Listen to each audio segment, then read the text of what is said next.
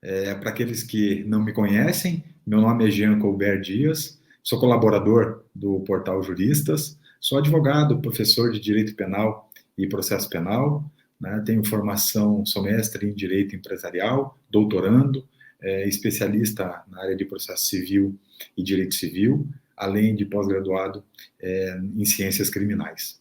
A ideia hoje aqui, né, primeiramente, é agradecer mais essa oportunidade do Portal Juristas de trazer esse tema, que foi objeto de um estudo que eu fiz e foi publicado e submetido ao segundo encontro virtual do Comped, que se realizou agora no final do ano de 2020. Então, já de imediato, agradeço aqui a parceria da professora doutora Viviane Coelhos de Celos Quinoer e também do colega de doutorado e mestre, o professor José Alberto Martins Monteiro. Então, a ideia deste trabalho é trazer aqui o que nós já publicamos fisicamente no site, né, aqui no portal Juristas, falando sobre um artigo denominado Muito Mais que Estelionato. Né?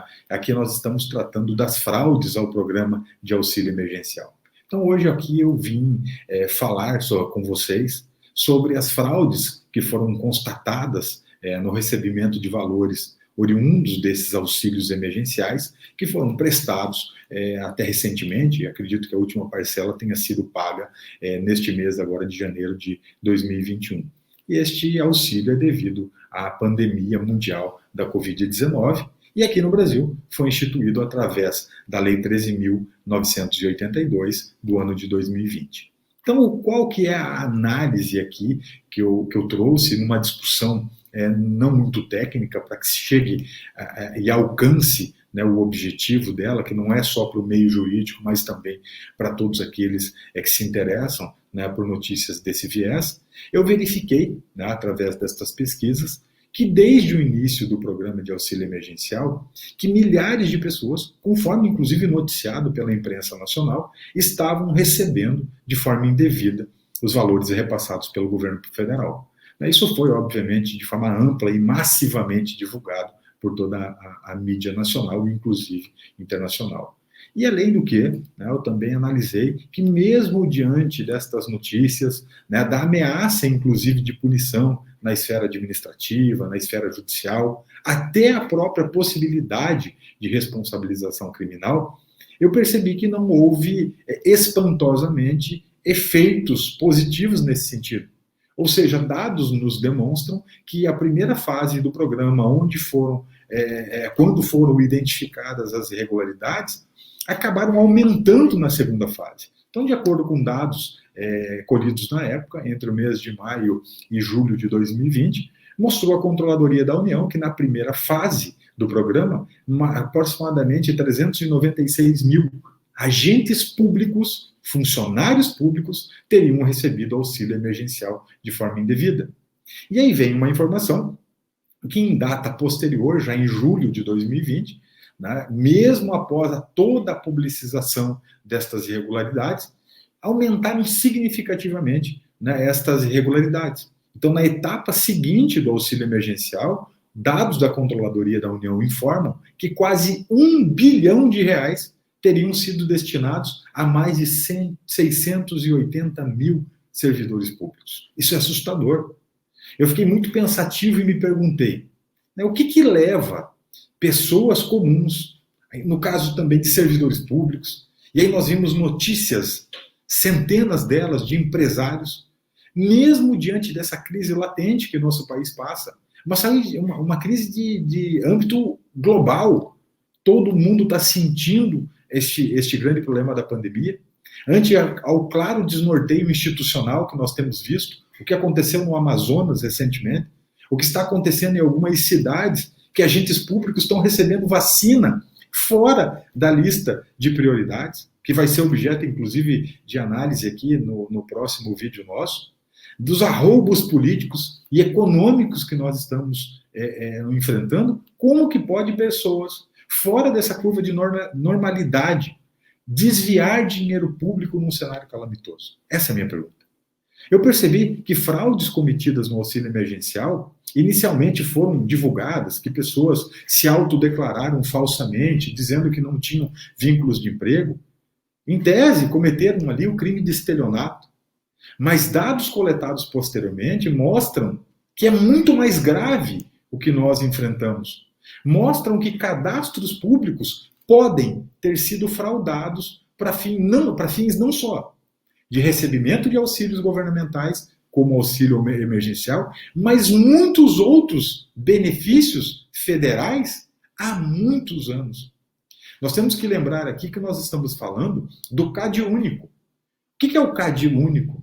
O CadÚnico é um cadastro nacional, que ele visa estabelecer dados das pessoas que estão em situação de vulnerabilidade ou situação de miserabilidade para acessar inúmeros projetos do governo federal, como o Bolsa Família, a Minha Casa Minha Vida, o Programa de Erradicação do Trabalho Infantil, conhecido como PET, e muitos outros programas. Então surge uma infeliz constatação do meu estudo, muito infeliz, que pode ser que muitas pessoas que receberam o auxílio emergencial, não só aquelas que se autodeclararam de forma falsa, sem vínculo empregatício, lá de acordo com o que a Lei 13.982 estabelece, mas muitas pessoas obtiveram êxito sacando o auxílio emergencial por estarem previamente cadastradas no CadÚnico. Então, só para clarear alguns pontos aqui sobre o CadÚnico, então, basicamente é o quê? Essas pessoas conseguiram a inclusão dos seus nomes nestes cadastros, nesse cadastro federal, que em tese é para atender pessoas e famílias em situação de vulnerabilidade, de miserabilidade, ofertando um dos seus inúmeros programas. Então, a limitação básica, obviamente que outros requisitos existem, mas basicamente a pessoa tem que possuir uma renda per capita estipulada em torno de R$500 mensal e uma renda familiar que não ultrapasse R$3.000 por mês. Então, como que pode alguns servidores públicos que não se adequam a esses requisitos básicos estarem incluídos no CadÚnico? Constatou-se nesta pesquisa que inúmeras pessoas que ocupam cargos públicos, que só de imediato já lhe retirariam a condição de recebimento do auxílio emergencial, acabaram recebendo o auxílio. Por quê? Porque estavam automaticamente incluídas dentro do programa, porque estavam dentro do CadÚnico. Então, ou seja, essas pessoas não se cadastraram ou não fizeram autodeclaração falando que inexistia vínculo empregatício, mas acabaram recebendo este auxílio. Deduz-se aqui que a pré-existência de inclusão do nome desses servidores no CadÚnico pode significar que não só o auxílio emergencial, mas como inúmeros outros programas de auxílio do governo federal podem estar maculados há muito tempo. Nós sabemos que é de obrigação dos municípios, por delegação do governo federal, que esses cadastros, triagens, cadastros, inclusões de munícipes, num destes programas, ou seja, inicialmente alimentando o CadÚnico, que acessa, como eu disse, Minha Casa Minha Vida, Bolsa Família e outros. Estes órgãos públicos municipais podem ter gerado cadastros indevidos. E geralmente estes cadastros são feitos por secretarias de bem-estar social ou algum órgão assemelhado nos municípios. Ou seja, podem estar incluindo pessoas que não poderiam estar lá. Aí, para mim, muda tudo. Muda tudo. E aí vem o nome deste artigo, que é muito mais que estelionato. Por quê? Porque diferente daqueles que se autodeclararam sem vínculo empregatício e podem ter cometido o crime de estelionato, com pena lá de 1 a 5 anos, e aí existe inclusive a possibilidade de endurecimento desta pena, porque o crime foi praticado contra a administração pública, eu passo a enxergar agora aqui um outro crime nessas situações dos servidores públicos. O crime assemelhado ao peculato do artigo 313-A do Código Penal. E aí nós estamos falando de uma pena de 2 a 12 anos de reclusão. Quando alguém insere ou facilita, e no caso o funcionário público, a inserção de dados falsos dentro de um sistema de cadastro informatizado e banco de dados, que é exatamente o que é alimentado no CadÚnico. Então vejamos a diferença aqui de uma autodeclaração de um particular que diz que não tem vínculo empregatício para receber o benefício do auxílio emergencial, em tese tenha cometido um crime, se falsa, obviamente, a declaração, um crime de estelionato, daquele que é um funcionário público, não se adequa às condições do CadÚnico e tem seu nome incluído por um cadastro que é alimentado pelo próprio município que ele está vinculado. Aí nós começamos a analisar a posição daquele que alimenta o sistema, daquele cidadão que foi beneficiado, inclusive analisando sobre a responsabilidade desses agentes na posição de garante, de zelarem pela regularidade e pelos dados ali alimentados naquele cadastro do CadÚnico. Então, vemos isso, jogamos esta análise, essa proposição aqui, para que os senhores leiam esse artigo completo que está no portal Juristas e compreendendo, diante desse cenário, que nós temos que lutar muito para a edificação de um padrão de comportamento ético, não só nosso, mas um padrão de comportamento ético das instituições nacionais.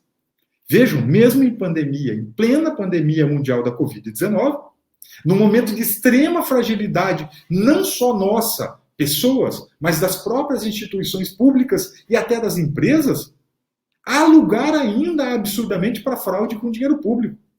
Ficou demonstrado que essas fraudes desnudadas recentemente, pelos controles externos da administração pública, não são só atos individuais de cidadãos, mas partem, infelizmente, de acordo com dados que precisam ser aprofundados pelos órgãos de controle das próprias instituições públicas. E isto está divulgado pela imprensa nacional.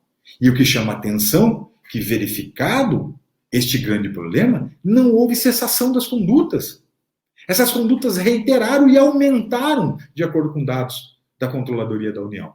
Então, independente de perguntas e respostas que podem ser elaboradas aqui no tocante a este tema tratado, no tocante à construção de um padrão ético institucional, num padrão ético de convivência em sociedade, eu acho que nós temos que estruturar aqui e pensar num padrão do campo objetivo de boa-fé, num sentido, né, de buscar para a nossa convivência os âmbitos que compreendemos da moralidade e ética. E aí, para não avançar muito e também não esvaziar o próprio artigo que publiquei, né, no site e no portal Juristas, eu cito aqui, né, a Yara Guazelli, que ela afirma que para sermos morais, nós devemos construir estruturas sociais morais, formas coletivas de viver em sociedade, cujo princípio seja a universalidade, isto é, uma garantia do respeito aos direitos de todos os seres humanos. Então, quando esse desrespeito parte das próprias instituições públicas, esse passa a ser um problema não só individual, mas a ideia de construção de um padrão de comportamento ético institucional. Leiam lá o artigo que eu publiquei no portal Juristas e também quem quiser acesso ao artigo completo científico que faça uma análise de padrão comportamental, análise filosófica sobre o tema, também estou à disposição para enviar, mas está também disponível lá no site do segundo encontro virtual do Comped 2020. Muito obrigado pela atenção e espero ter contribuído para o debate. Um grande abraço e até o próximo vídeo.